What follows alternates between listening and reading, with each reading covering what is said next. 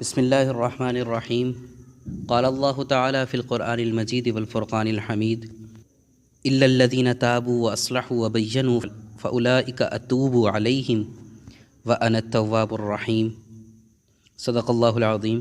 موجودہ حالات میں ہمارے اوپر جو پریشانیاں اور مصیبتوں کے پہاڑ ٹوٹ رہے ہیں، یہ اللہ رب العزت کی طرف سے ہمارے لیے آزمائش ہے، اور اس آزمائش میں کامیاب وہ شخص ہے جو اپنی نافرمانیوں اور اپنے گناہوں سے توبہ کر کے اللہ رب العزت کی طرف رجوع کر لے۔ بلا شبہ یہ مشکلات اللہ رب العزت کی طرف سے ہمارے اوپر ہمارے گناہوں، ہماری نافرمانیوں کی وجہ سے ہیں۔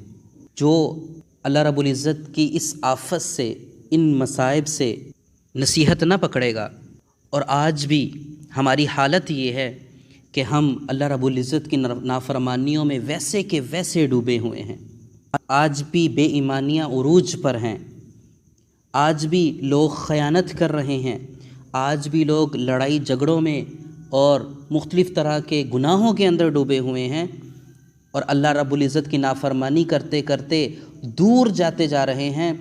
اس عذاب سے، اس مصیبت سے، اس آنے والی عالمی مصیبت سے نصیحت نہیں پکڑ رہے۔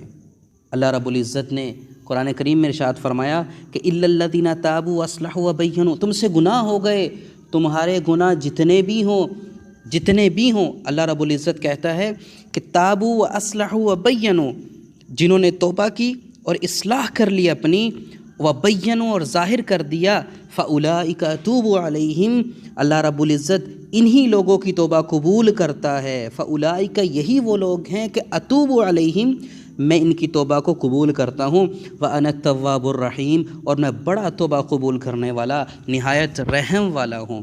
یہ اللہ رب العزت کی طرف سے عام معافی کا اعلان ہے۔ بس فائدے میں نفع اٹھانے والا شخص وہ ہے جو نافرمانیوں سے، گناہوں سے پلٹ کر اللہ رب العزت سے معافی کا طلبگار ہوگا، اور اللہ رب العزت کی رحمت کے سائے تلے آنے کا امیدوار ہوگا۔ اللہ رب العزت ایسے شخص کو اپنے قریب کرنے کے ساتھ ساتھ اپنے مقبول بندوں میں شمار کر لیتے ہیں۔ اللہ رب العزت ہم سب کو اپنے مقبول بندوں میں شمار ہونے کی توفیق عطا فرمائے۔